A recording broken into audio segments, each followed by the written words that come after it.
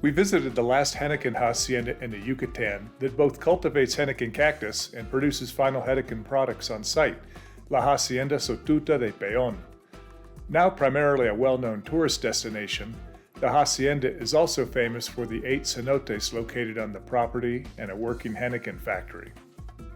Located south-southeast of Mérida, the capital of the province of Yucatan, the hacienda lies in the heart of the agave cactus region, which during the boom years in the late 19th century and early 20th century cultivated nearly 400,000 hectares, which is 1 million acres, of agave cactus in over 100,000 haciendas. The hacienda produced the cactus and products, the owners lived in Mérida, and the products were shipped overseas from Sisal, the 3 locations of importance to the industry. Henequen, known as oro verde, green gold, was in huge demand for rope used by the commercial maritime industry and by the navies of the world. The demand for Henequen dropped dramatically in the late 1940s when Henequen fibers were replaced by nylon, decimating the industry in Mexico. Henequen rope is still sold, and other uses include creation of cloth for clothes and handiworks, and the core de Henequen, a traditional Mexican alcoholic drink. The agave fiber cactus, agave forcrudis, and the higher quality agave cisalena yield fibers called Henequen and Sisal. Sisal became synonymous with Henequen due to the port name. The cactus has sword-shaped leaves, 1.2 to 1.8 meters in length, growing out of a thick stem. The plant height may reach 2 to 2.5 meters. The hacienda, founded by Señor Augusto Peón in the later years of the 19th century, cultivated more than 3,000 hectares, 7,400 acres, of agave cactus, extracted the Henequen fibers, and created the final products of thread and rope. Beginning in the late 1940s, the hacienda started a long decline and was abandoned in 1965. About 20 years passed before a Yucatan businessman, Adolfo Luque, rescued the hacienda and restored it as both a major tourist destination and a working hacienda in which 300 hectares remained under cultivation. Luque also restored one of the 8 cenotes for swimming.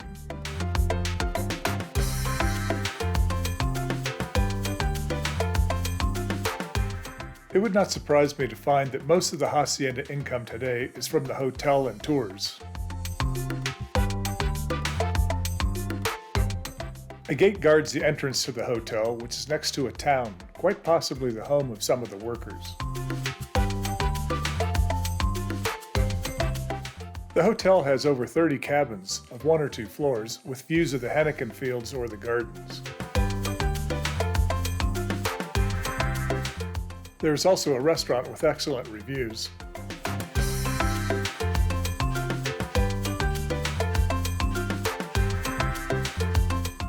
And a swimming pool.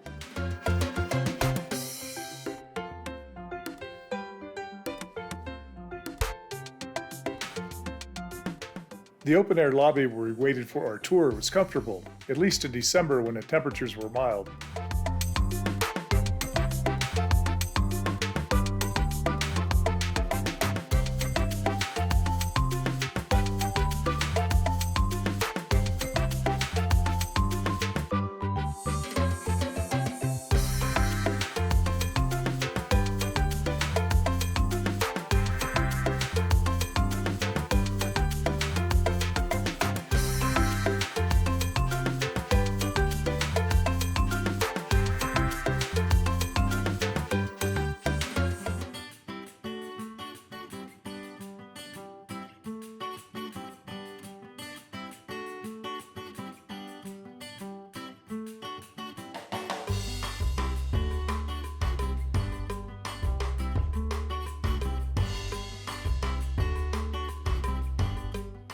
There is a chapel on the hacienda, perhaps originally for the manager and his family.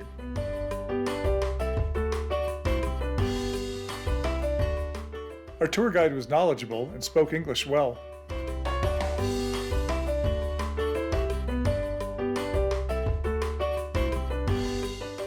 The gardens were nice and there were many walking paths.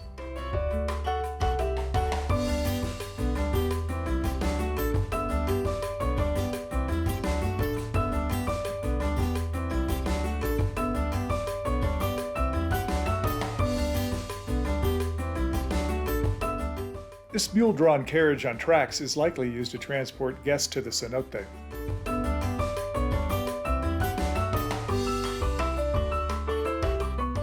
There's a large ceiba tree in the gardens. The tree, Yaxchi in Maya, which means first tree, is sacred to the Maya. The tree signifies communication with the three levels of the Maya universe. Its roots reach into the underworld of the dead, its trunk is the middle world, the home of humans, and its branches reach high into the sky and the Maya heavens. We took a mule-drawn wagon ride through the 300 hectares of the Henequen fields to the cenote swimming cave. This is the agave for croides, the source of the Henequen fibers.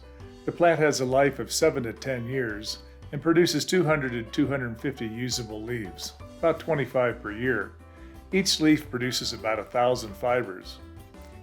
The plant was originally used by the Aztecs and the Mayans for cloth and paper. A Mexican-born engineer in the service of the Spanish Navy, who studied Henequen in the Yucatán in 1783, first recommended its use for rope.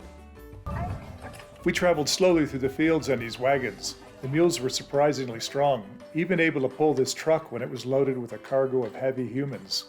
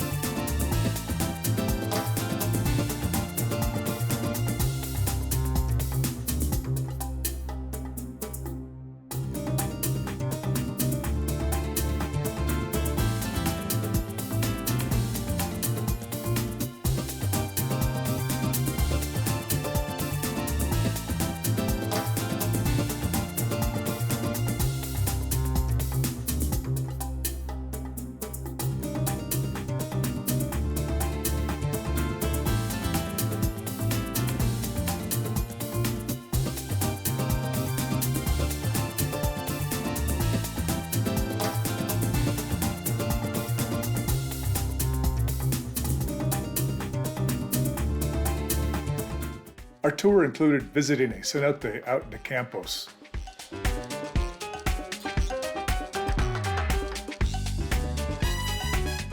The location included a sitting area and a bar, as well as showers that were required before entering the waters.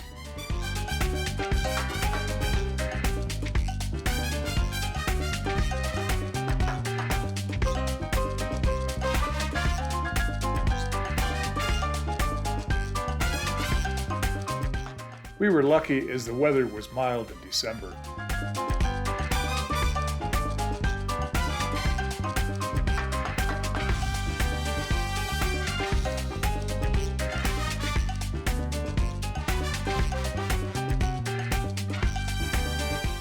The cenote, sinkhole in English, was entered through steep stairs leading to the underworld. It was very warm and humid in this cave.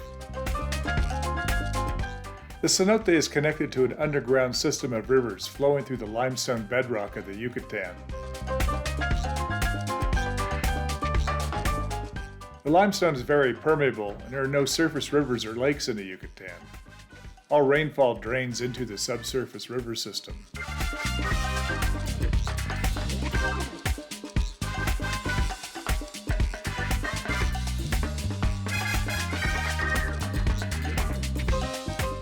The water likely has a high mineral content due to solution of calcium carbonate and other minerals originating in the limestone.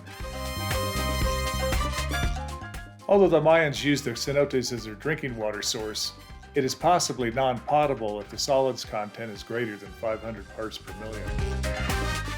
We went for a pleasant dip in the waters, which were a great relief from the cave temperature and humidity.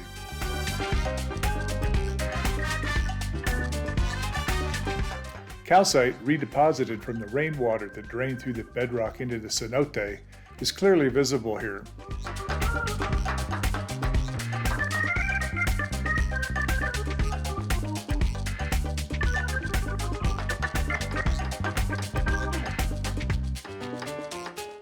We climbed out, showered, and dressed.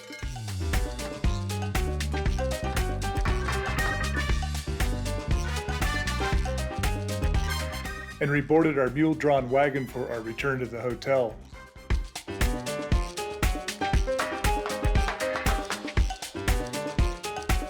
Near the cenote, we stopped at a typical workers' home. The workers were typically Mayans, people of mixed ancestry, and even Koreans who were brought to the Yucatan in the early 1900s.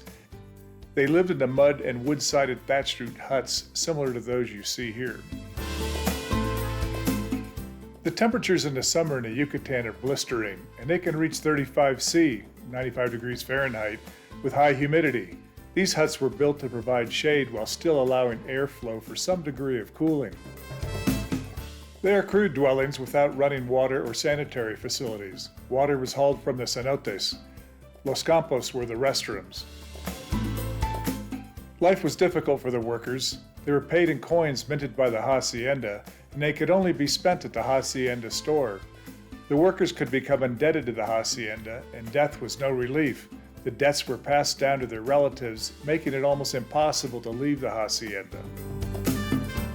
As in many other agricultural settings, including the United States, the workers were treated no better than animals while the owners lived in luxury. The homes of the dueños, or landowners, were located in Mérida. They were in stark contrast to those of the workers.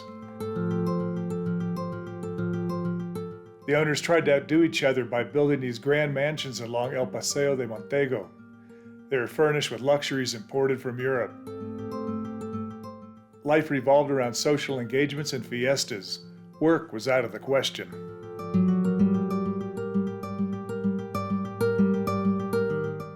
According to our guide, when the obreros behaved in a manner not desired by the hacienda superintendent, they were hung by their wrists from these hooks in the factory, left without food and water, and frequently beaten.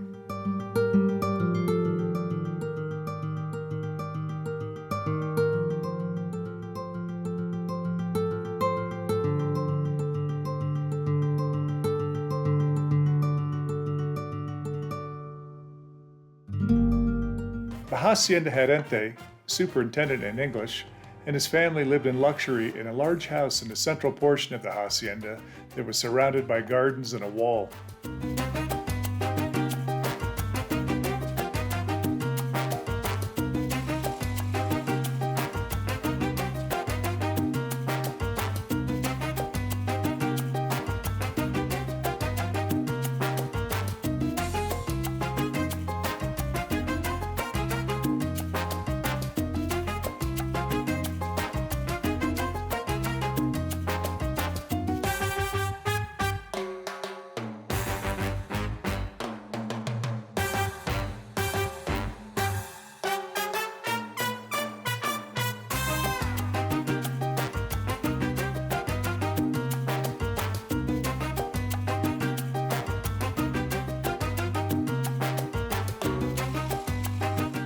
The house had 2 stories with accommodations on the second floor and storage on the first.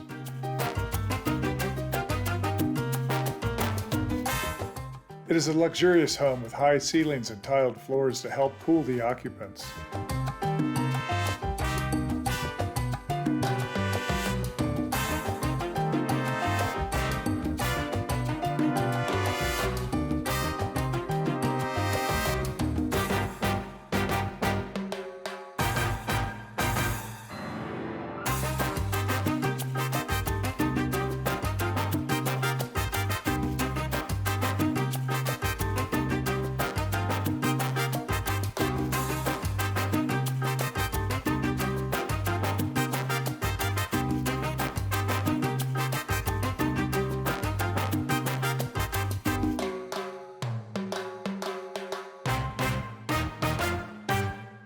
The furnishings were apparently imported from Europe.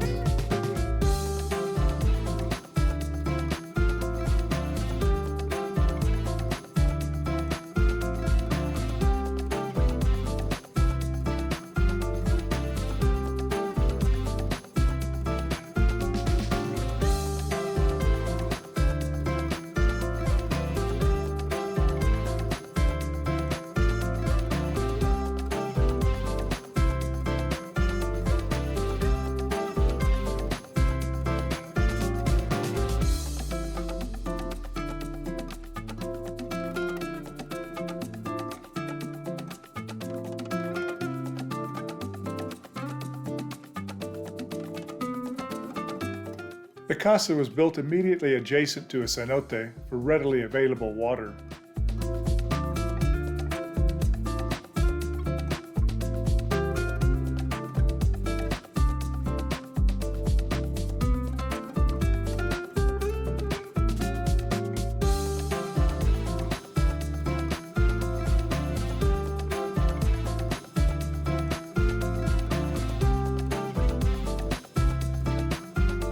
La Fábrica de Cuerda, a rope factory, was revitalized to demonstrate the process of converting the agave cactus to rope and thread. It was a very interesting part of the tour. Done by hand originally, before the advent of steam-driven machinery, the fiber is extracted by decortation. In this updated factory using the electrified 19th and early 20th century equipment, the leaves are crushed, beaten, and brushed away by rotating wheels set with blunt knives until only the fibers remain.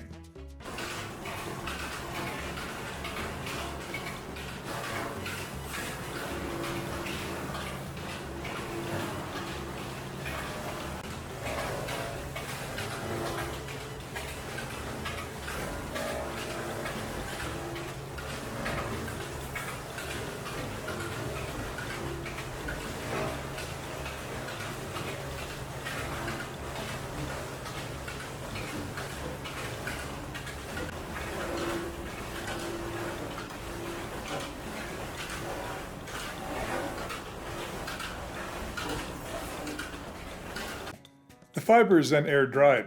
Proper drying is very important as fiber quality depends largely on the moisture content. Artificial drying has been found to result in better grades of fiber than sun drying, but that was not in use at this hacienda. Here demonstrated by the hand technique, the fiber is cleaned by brushing. Dry fibers are machine combed and then sorted into various grades based upon length.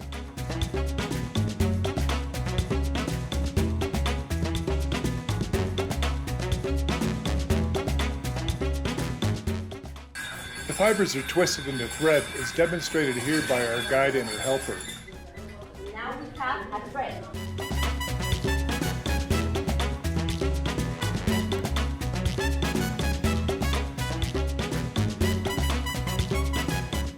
The threads are then twisted into twine as demonstrated here using the hand technique.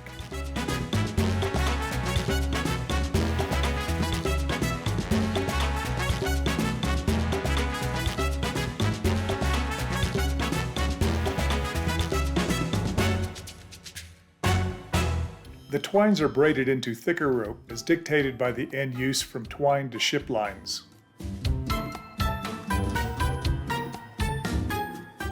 During the 19th century, machinery was built to twist fibers into thread.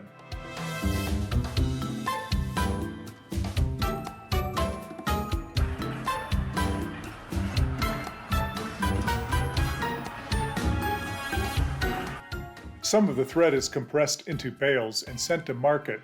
There it is sold and turned into cloth and other products.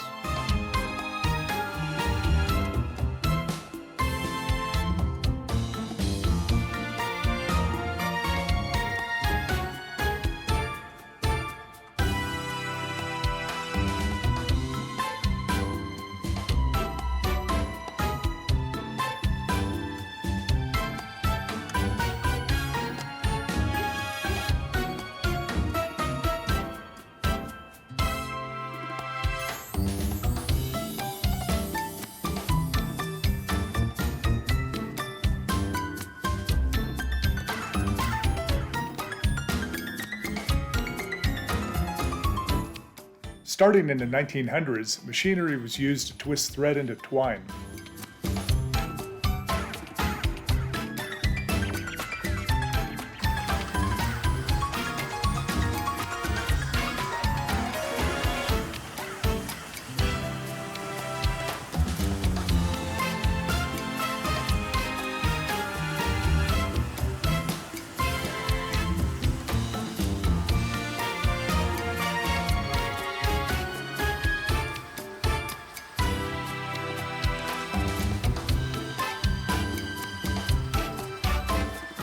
Some of the twine is wound into balls and sent to market.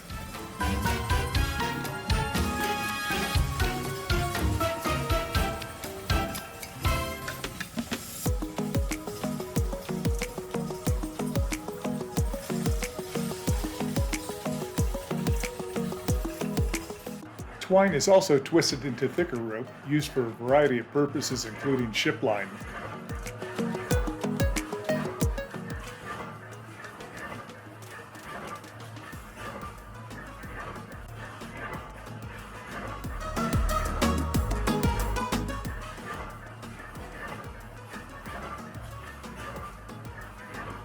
The finished products were loaded into trains and shipped to other parts of Mexico or to Sisal for shipment to the US and Europe. We hope that you enjoyed this brief summary of La Hacienda Sotuta de Peón. The site should not be missed if one travels to Mérida.